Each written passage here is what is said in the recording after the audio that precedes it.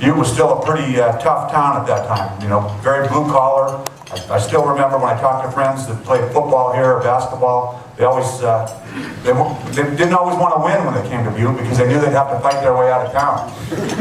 But when I graduated from high school in 1979, and there were still a lot of pretty tough guys in Butte at that time, I was considered the second toughest guy in town. You know, I tell that to all my friends over, Carol and Helena, and they say, oh, I don't know about that. I met some pretty tough guys out of Butte. How do you figure that? And I tell them, well, my senior year of high school and then that summer before I went over to Carol, I was in maybe about 15 or 16 fights. And I came in second place in every one of those fights. So the way I average that out, I was the second toughest guy in Butte. But I truly am. I'm proud of my heritage, and I will never forget where I came from. I've lived in Helena, Montana for over 30 years now. And when someone asks where I'm from, I still tell them that I'm from Butte, Montana. I was born in Butte, raised in Butte, and I will never forget, coming from Butte, Montana, and my heritage. I like to talk about, the value, my Montana Democratic values. Spending a lot of time in the military, people think that, most men and women in the military tend to lean to the Republican side, and they always say, well, how can you be a Democrat?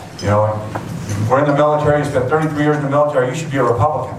And so I tell them, well, I was born and raised in Butte, very strong labor background, and my parents brought me up, with those strong values that I didn't throw out the door when I left home. So I've maintained those values, and I will continue to maintain those values for as long as I live. I'm happy to be back in Butte. It's always great to come here. I have one less stop that I have to make this afternoon now that I was able to have a pasty. I just have to pick up a pork chop sandwich on the way out of town. I do that quite a bit. And I'm also happy to be here because, Butte knows how a thing or two about producing quality senators. When we look back at the legacy of Butte, and from a political perspective, Senator Mike Mansfield spent some time here, Senator Jim Murray, those were men that I think that we are missing in Congress today. The thing that I look when I read about them and I hear about them, the one thing that they had is that they were true statesmen. They were able to get things done despite what the party of the president or their party, they were able to put partisanship aside and focus on doing the right thing. And I think that's something that is missing in Congress today. And so that's the type of senator, when I'm elected, that I will try to emulate.